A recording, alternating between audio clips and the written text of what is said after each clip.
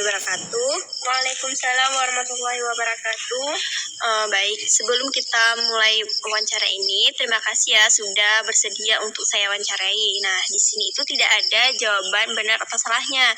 Jadi kamu cukup saja ceritakan apa saja, bagaimana keadaan kamu, apa adanya. Nah, bisa kamu perkenalkan diri terlebih dahulu? Nama saya Elsa Kusba, saya sebagai mahasiswi tingkat 1 di Poltekkes. Di sini saya ngekos di daerah Lampenurut di Aceh Besar. Keseharian kamu itu seperti apa biasanya? Biasanya setelah pulang kampus saya langsung pulang. Tapi kalau ada tugas, saya sering nongkrong dulu sama teman di kampus, di kantin, atau di rumah salah satu teman kami. Seberapa penting sih teman itu bagi kamu? Bagi saya pertemanan itu sangat penting. Teman itu kayak keluarga kedua buat saya. Kalau nggak ada teman rasanya sangat sepi, apalagi kalau lagi di kos. Kenapa kamu merasa seperti itu? Karena teman yang bikin saya semangat ngampus, kalau lagi sedih atau ada masalah, saya lebih sering cerita ke teman dulu daripada ke orang tua saya. Sudah berapa lama sih kamu berteman dengan teman-teman dekat kamu sekarang ini? Kalau teman paling dekat namanya Cipa, sudah dari SMA, berarti sudah sekitar 4 tahun. Yang lainnya kenal waktu masuk SMA dulu, atau masuk kampus ini sekarang. Bagaimana awal mulanya kamu bisa berteman dengan siapa tadi, Syifa ya?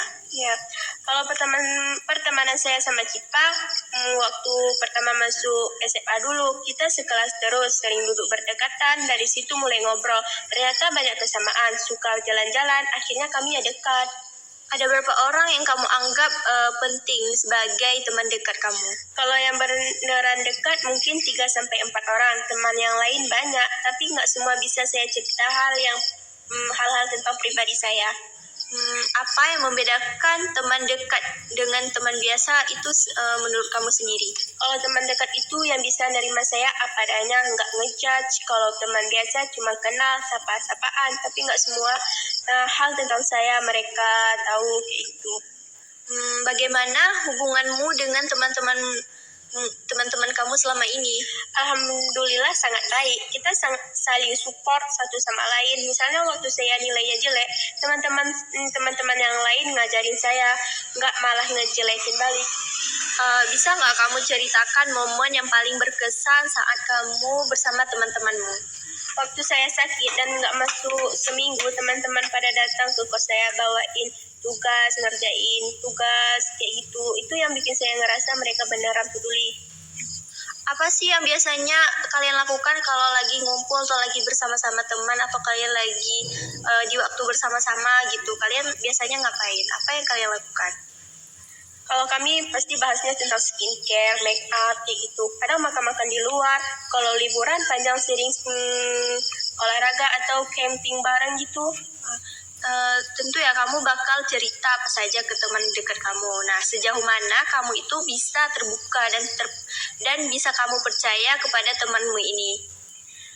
Ke teman dekat saya ada Cipa cukup sangat terbuka ya. Masalah keluarga, perasaan ke seseorang, atau perasaan ke mantan saya sih, kayak gitu. Saya bisa cerita sama dia, tapi tetap ada batasnya. Ada hal yang saya simpan sendiri dan ada hal yang bisa saya ceritakan, kayak gitu. Apakah pernah siapa tadi si Syifa mengkhianati kepercayaan kamu yang telah kamu berikan kepadanya? Sejauh ini belum ada sih. Pernahkah kamu mengalami konflik atau masalah dengan teman yang lainnya? Pernah, paling sering sih masalah sepele kayak salah paham atau beda pendapat, tapi pernah juga konflik yang lumayan serius. Biasanya konflik apa yang pernah terjadi biasanya kalau kalian bertengkar? Pernah berantem sama teman-teman gara-gara rebutan posisi di organisasi di sekolah. Kita sama-sama mau jadi ketua, akhirnya jadi canggung beberapa minggu. Nah, tadi kamu sudah mengatakan bahwa kamu tadi bertengkar karena seperti berebutan organisasi di sekolah atau hal yang lainnya. Nah, bagaimana cara kamu itu untuk menyelesaikan konflik tersebut? Awalnya diam-diam dulu, tapi lama-lama nggak enak. Akhirnya saya duluan minta maaf dan ngajak ngobrol baik-baik. Ternyata dia juga udah mau berdamai. Nah, dalam pertemanan kamu ini siapa yang biasanya mengambil langkah pertama untuk kebaikan kalian? Tergantung situasi sih, tapi saya biasanya nggak betah lama-lama musuhan, jadi sering saya yang duluan. Ego itu perlu ditekan kalau kita mau pertemanan tetap terjaga. Dari konflik pertemanan kamu yang sudah terjadi, apa yang kamu pelajari dari konflik yang sudah terjadi tersebut? Menurut saya lebih ke belajar bahwa komunikasi itu sangat penting sih. Banyak konflik terjadi cuma karena salah paham yang nggak diklarifikasi. Sekarang kalau ada masalah, saya lebih suka langsung ngomong. Apakah kamu merasa kesulitan dalam menjalani pertemanan kamu selama ini? Pernah, terutama waktu pertama masuk kampus. Saya orangnya pendiam, jadi susah duluan buat nyapa orang yang belum kenal. Kesusahan atau kesulitan seperti apa yang kamu rasakan? Saya takut ditolak atau dianggap aneh. Jadi waktu awal masuk kampus, saya lebih banyak diam dan nunggu orang lain yang duluan ngajak ngobrol. Nah, karena kamu telah ngerasa seperti itu, pernahkah kamu merasa dikucilkan atau merasa tidak diterima dalam pertemanan kamu? Sejauh ini belum pernah sih.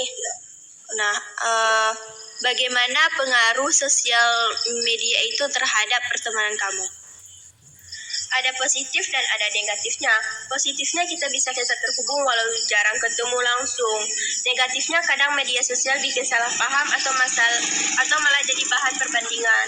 Nah, tentu saja ya, di sosmed itu pasti kita mempunyai teman seperti teman di IG atau bahkan yang lainnya. Apakah pertemanan yang online seperti itu sama berartinya dengan pertemanan kamu yang langsung? Menurut saya nggak sama. Pertemanan langsung lebih terasa nyata. Kalau online kita nggak tahu apakah orang itu beneran seperti yang ditampilkan di medsos atau enggak, kayak gitu.